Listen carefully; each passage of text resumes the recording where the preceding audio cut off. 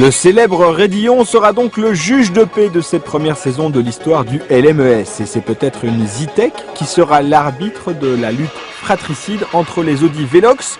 Elle s'élancera en pole position devant les deux R8 du team britannique, libre de toute consigne de course. L'affrontement qui a marqué cette saison aura bien lieu jusqu'au bout.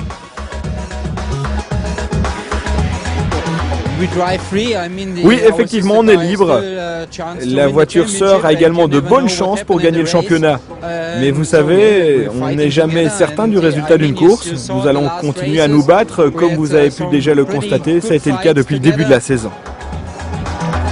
Et l'explication ultime n'en sera que plus belle, d'autant que rien n'est gagné face à une Zetec qui est montée en puissance ces derniers mois et qui parviendra peut-être cette fois à tenir les commandes de la course jusqu'au drapeau à damier.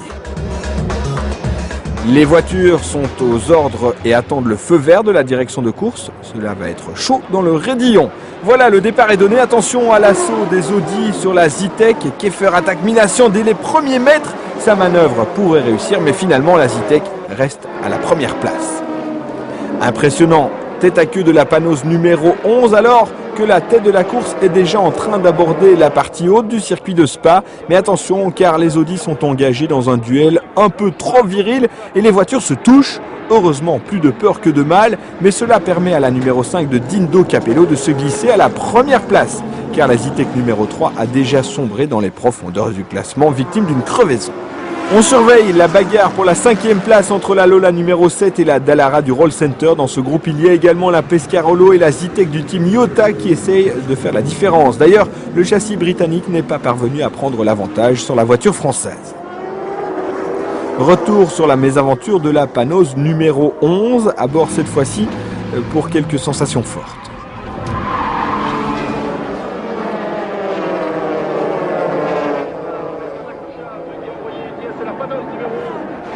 On se dispute toujours âprement les 4e et 6e places. La MG Lola numéro 7 est cette fois sous la menace de la Pescarolo pilotée par Sohei Ayari et de la Zetec numéro 69 engagée par le team Iota.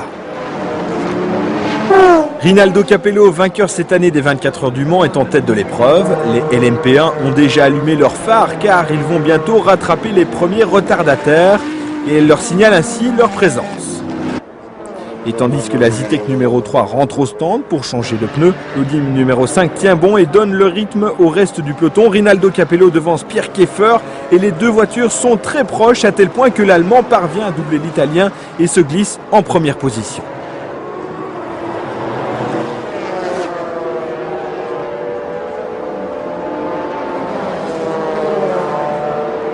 C'est une averse qui cause la perte de la Courage C60 du team Pescarolo. Sohei Ayari, son pilote, s'en extrait sans peine. Il est heureusement indemne, mais la voiture ne pourra pas repartir, elle est totalement détruite.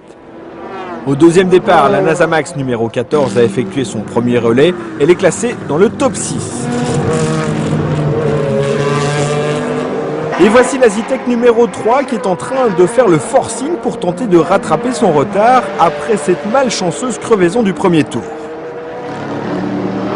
Nous sommes à présent à bord de la Ferrari numéro 70 qui tente actuellement de rester dans la course au titre dans la catégorie GT.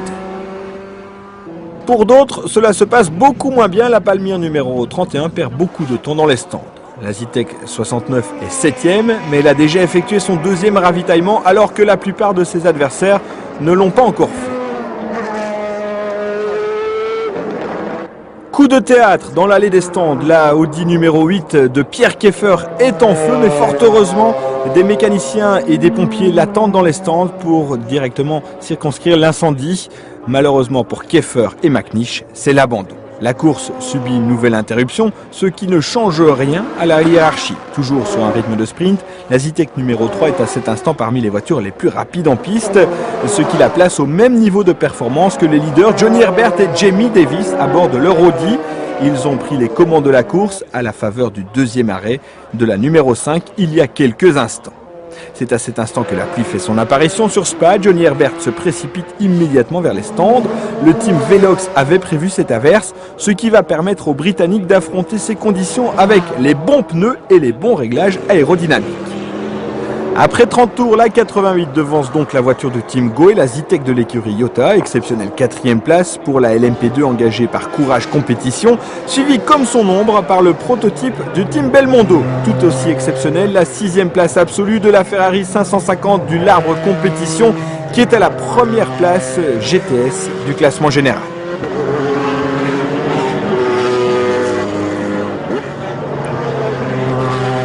Pneus slick pour tout le monde, car la pluie s'est arrêtée et les trajectoires s'assèchent. Ce sera aussi le cas pour la numéro 5 après ce ravitaillement avec changement de pilote.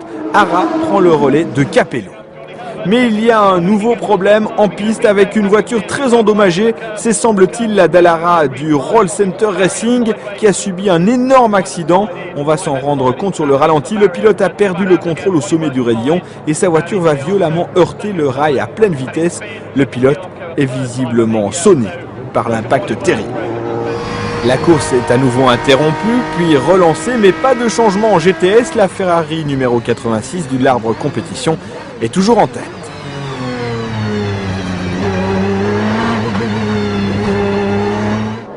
Des problèmes encore pour la Zetec du Team Iota. Cette fois, c'est un tête-à-queue qui vient ralentir sa progression.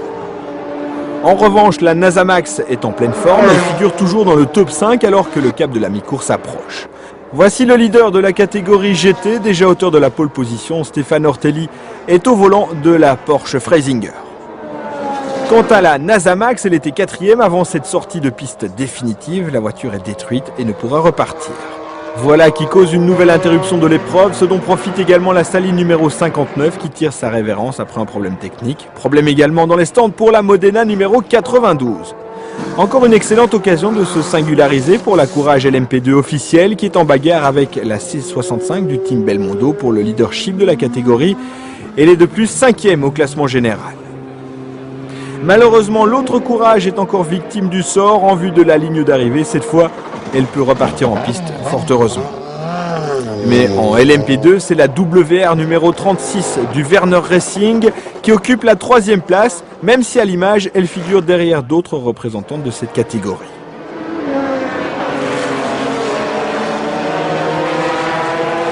En GTS, à la suite du retrait de la Saline numéro 59, c'est une Ferrari Maranello qui se retrouve en 3e position, la 87 du Team Larbre, avec au volant Patrice Guélard et les Tchèques Enge et Pergel.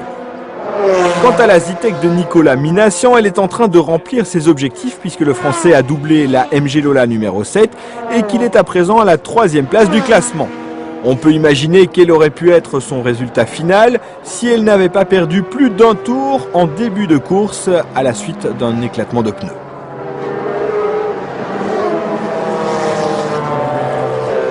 En GT, la 93 de l'écurie Sirtec fait son entrée sur le podium virtuel. La voiture pilotée par le Britannique Adam Jones et par Sacha Masson conclut l'épreuve à la 2e place de la catégorie.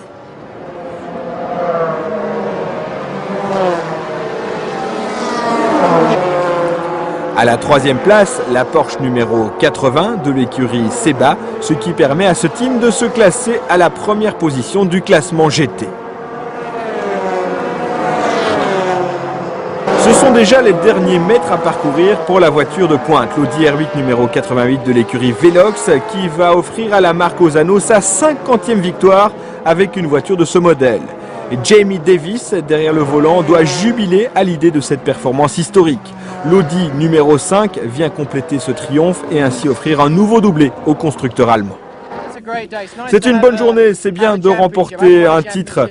Je n'avais plus gagné de championnat depuis 1987, c'était en Formule 3 je pense. Et voilà, la boucle est bouclée pour Johnny Herbert et Audi qui concluent en beauté cette dernière course de la saison.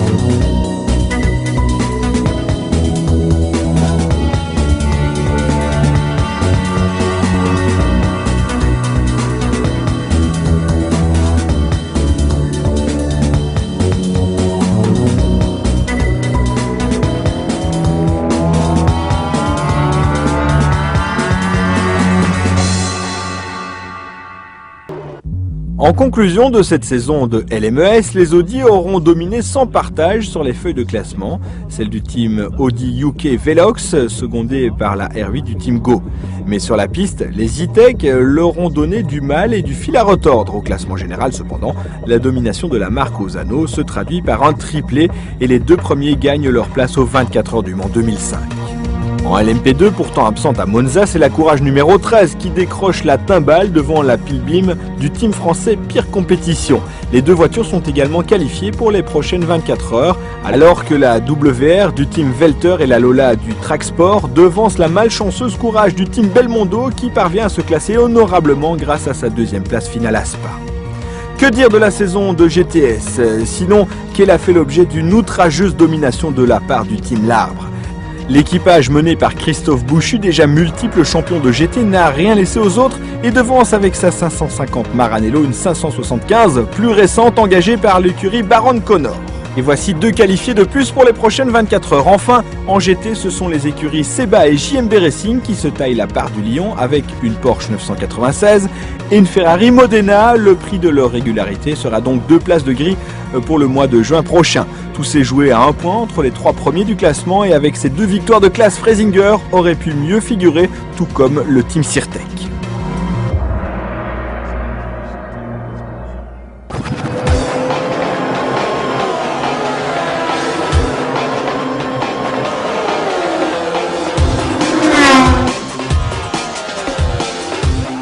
Et voilà pour le bilan de cette première saison de l'histoire du LMES. Une année de renaissance des courses de 1000 km qui a rassemblé un bon nombre d'enthousiastes, pilotes comme public. Et à voir ces images, on les comprend. L'engouement est également partagé par quelques-uns des grands acteurs et des grands observateurs de cette année de découverte. C'est une très belle série, il y a de belles courses et tout cela c'est excellent pour la promotion des courses de voitures de sport. Nous avons toujours cru dans l'avenir des voitures de sport et misé là-dessus et je suis persuadé qu'il y a de l'avenir pour ces voitures. Évidemment, nous serons là l'an prochain, c'est sûr à 100%.